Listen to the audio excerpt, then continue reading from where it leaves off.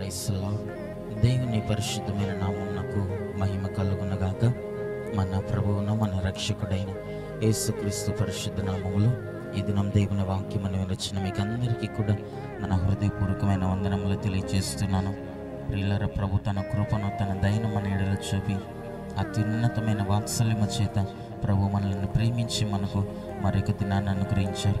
కాబట్టి ప్రభు మనకిచ్చిన ఈ దినము కొరకై, ప్రభు మనకిచ్చిన ఆరోగ్యములు, ప్రభు మనకిచ్చిన క్షేమము కొరకై ఒకసారి చేతులెత్తి దేవునికి స్తోత్రాలు చెల్లిద్దాం. స్తోత్రం స్తోత్రం స్తోత్రం స్తోత్రం స్తోత్రం స్తోత్రం స్తోత్రం స్తోత్రం స్తోత్రం స్తోత్రం. ఆమేన్. మంచిది. కొద్ది నిమిషాలు దేవుని యొక్క వాక్యం మనం ధ్యానించుకుందాం. చూడండి, బైబిల్ గ్రంథంలో నుండి ఈ దినం దేవుని యొక్క వాక్యం మనం ధ్యానించుకున్నట్టు కొరకు హెబ్రీ పుస్తకము, అపోస్తలుడైనటువంటి పౌలు హెబ్రీ సంఘమునకు రాసినటువంటి పత్రిక 10వ అధ్యాయము 35వ వచనాన్ని బైబిల్ గ్రంథంలో మనం చూసినప్పుడు, కాబట్టి మీ ధైర్యమును విడిచిపెట్టకుడి, దానికి ప్రతిఫలముగా గొప్ప బహుమానము కలుగును అని ఇక్కడ భక్తుడు మాట్లాడుచున్నాడు.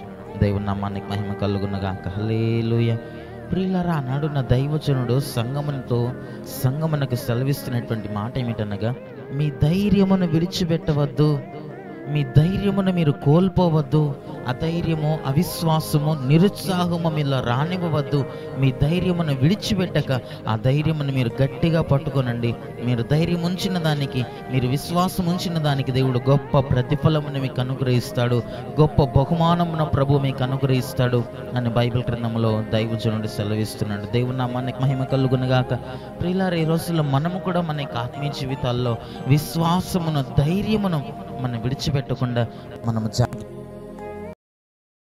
శోధనలోనైనను, శ్రమల్లోనైనను, నిందల్లోనైనను, అవమానములలోనైనను, ఎటువంటి కఠినమైన పరిస్థితులు ఎదురైనప్పటికీ ఎప్పుడైతే దేవుని మీద మనం విశ్వాసం ఉంచుతామో, ఎప్పుడైతే దేవుని మీద మనం నమ్మిక ఉంచుతామో, ఎప్పుడైతే దేవుని యొక్క శక్తిని మనం నమ్ముతామో, ఎప్పుడైతే దేవుని బలమును మనం నమ్ముతామో, దేవుడు మనకట గొప్ప బహుమానం కలుగు చేస్తాడు. గొప్ప ప్రతిఫలం మనకు అనుగ్రహించువానిగా కనబడుతున్నాడు. మనం అడిగిన దానికంటే, ఊహించిన దానికంటే అత్యధికమైన జయమును అనుగ్రహించుటకు శక్తి కలిగినటువంటి దేవుడట మన దేవుడు. దేవుని నామానికి మహిమ కలుగునగాక. మనం ఏదైతే దేవుని అడిగామో, ఏదైతే దేవుని దగ్గర నీవు ప్రార్థించావో, ఏదైతే దేవుని దగ్గర నీవు ఆశపడ్డావో, దానికంటే అధికముగా ప్రభు నీకు అనుగ్రహించగలుగుతాడట. కనుక దేవుడు అంటున్నాడు కదా, ఆయన వాక్యం అంటుంది కదా, ధైర్యమును మనం విడిచిపెట్టకూడదు, విశ్వాసమును మనం విడిచిపెట్టకూడదట. శ్రమలను చూచి కానీ, ఎటువంటి కఠినమైన పరిస్థితులు ఎదురైనప్పటికీ, ఎటువంటి కఠినమైనటువంటి అనుభవాలు ఎదురైనప్పటికీ, ఎంత కష్టతరమైనటువంటి పరిస్థితులు నీ ముందరకు వచ్చినప్పటికీ విశ్వాసమును, ధైర్యమును మనం విడిచిపెట్టకూడదట. దేవుని నామానికి మహిమ కలుగునుగాక.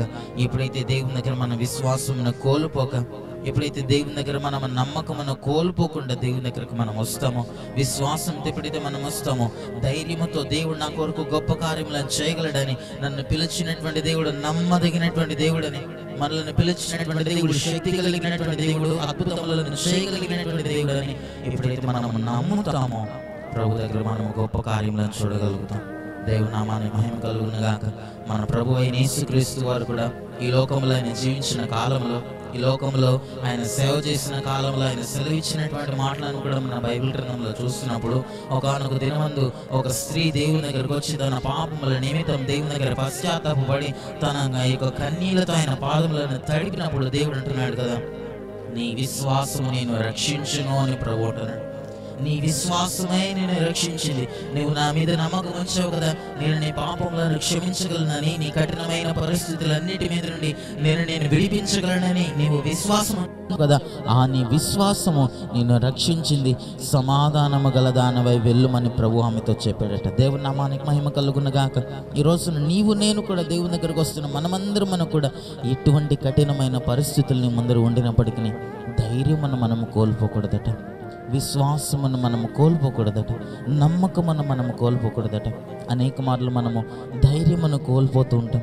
అరే, ఈ శోధనలు, ఈ శ్రమలు ఇవన్నీ నేను భరించలేనటువంటివిగా కనబడుతున్నాయి, వీటిని నేను ఇక అధిగమించలేను, వీటి మీద నేను జయం పొందలేను, దేవుడు కూడా నా చేయిని విడిచిపెట్టాడు, ఇన్ని మార్లు ప్రార్థన చేసిన, ఇంతసేపు విశ్వాసం ఉంచిన, ఇన్ని సంవత్సరాలుగా దేవుని దగ్గరకు వస్తున్నా, దేవుడు నాకేమీ చేయటం లేదని అనేక మార్లు ధైర్యమును కోల్పోతూ ఉంటాం, విశ్వాసమును కోల్పోతూ ఉంటాం. నమ్మకమును కోల్పోతూ ఉంటాం, నిరీక్షణను కోల్పోతూ ఉంటాం, ధైర్యమును విడిచిపెట్టేస్తూ ఉంటాం.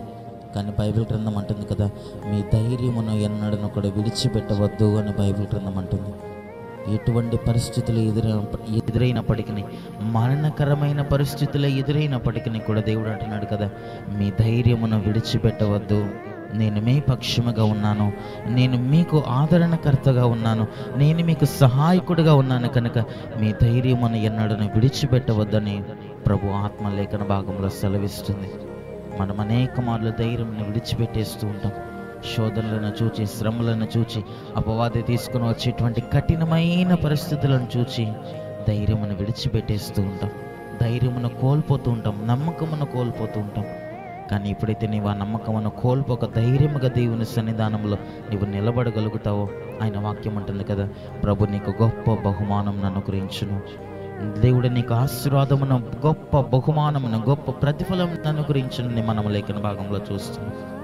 కాబట్టి ఈ రోజున దేవుని వాక్యములో మనం చూచినట్లుగా మీ ధైర్యమును విడిచిపెట్టకుడి, దానికి ప్రతిఫలముగా దేవుడు మీకు గొప్ప బహుమానమును అనుగ్రహించును, గొప్ప ప్రతిఫలమును అనుగ్రహించునని మనము చూస్తున్నాం. అటువంటి కృపను ప్రభు మనకు అనుగ్రహించి ఈ చివరి దినాల్లో, ఈ అంత్య దినాల్లో ధైర్యమును, ఆ శోధనలను చూచి కానీ, శ్రమలను చూచి కానీ, నిందలను, అవమానములను, కఠినమైన పరిస్థితులను చూచి కానీ ధైర్యమును, విశ్వాసమును మనము కోల్పోక ఆయన మీద మనం నిరీక్షణ ఉంచి, ఆయన మీద మనం నమ్మికించుటకు ప్రభు మనకు సహాయం అనుగ్రహించునుగాక. ఆమేన్. కన్నులను మూసుకునండి, ప్రార్థన చేసుకుందాం. మహాపరిశుద్ధుడా, దయగలిగిన మా ప్రభు, నీకు స్తుతులు స్తోత్రములు చెల్లిస్తున్నాం. ఈ ఉదయకాలం మీరు మమ్మల్ని ప్రేమించి మీరు మాకు అనుగ్రహించిన నీ వాక్యములను కొరకే, నీ మాటల కొరకే నీకు స్తుతులు చెల్లిస్తున్నాం.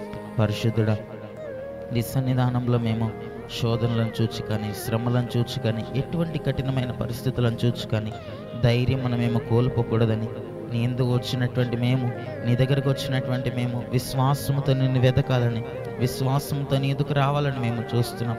ధైర్యమును కోల్పోక, నిరీక్షణను కోల్పోక, నమ్మికను కోల్పోక, ధైర్యముతో, విశ్వాసంతో నిన్ను మేము వెతికినప్పుడు పరిశుద్ధుడ గొప్ప బహుమానమును, గొప్ప ప్రతిఫలమును మీరు మాకు అనుగ్రహిస్తారని మేము చూస్తున్నాం. మా యొక్క ఆత్మీయ జీవితాల్లో కూడా ఎన్నడను విశ్వాసమును, ధైర్యమును కోల్పోక, శ్రమలను చూచి, నిందల అవమానములను చూచి వెనుకడుగు వేయక, నీవు మా పక్షమున ఉన్నావని, మా పక్షమున గొప్ప కార్యములను చేయగలవని, మా పక్షమున ఆశ్చర్యమైన కార్యములను చేయగలవని నమ్మి ప్రభువా నిన్ను మేము వెతుకున్నట్లుగా, విశ్వాసం ఉంచినట్లుగా మాకు సహాయం అనుగ్రహించండి. వాక్యం విన్నటువంటి ప్రతి ఒక్కరిని కూడా మీరు ఆశీర్వదించండి, దీవించండి. నీ నామంలో గొప్ప కార్యములను మాకు జరిగించండి. శోధనల మీద జయమును అనుగ్రహించండి. కఠినమైన పరిస్థితుల మీద, కష్టముల, నష్టముల మీద మాకు విడుదలను, విమోచనను కలుగు చేయమని ప్రార్థిస్తున్నాం. ఎన్నడను కూడా ధైర్యమును, విశ్వాసమును కోల్పోక నీవు మా పక్షమున ఉన్నావని, ఆకాశమందున్నటువంటి నీవు మా ప్రతి పరిస్థితిని ఎరిగి ఉన్నావని, నీవు చూచుచున్నటువంటి దేవుడు అని నమ్మికించి నీ యందు మేము అడుగులు వేయటకు మాకు సహాయం అనుగ్రహించండి. ప్రతి ఒక్కరిని ఆశీర్వదించి, దీవించి ఈ దినమంతా కూడా ప్రతి పనుల్లోనూ, ప్రతి పరిస్థితుల్లోనూ మీరు మా పక్షముగా ఉండి, మాకు ముందుగా ఉండి మమ్మల్ని నడిపించి నీ నీతి రాజ్యం కొరకు మమ్మల్ని అందరినీ సిద్ధపరచమని యేసయ్య నామములో ప్రార్థించి అట్టి కృపను పొందుకుని నామ తండ్రి. ఆమేన్.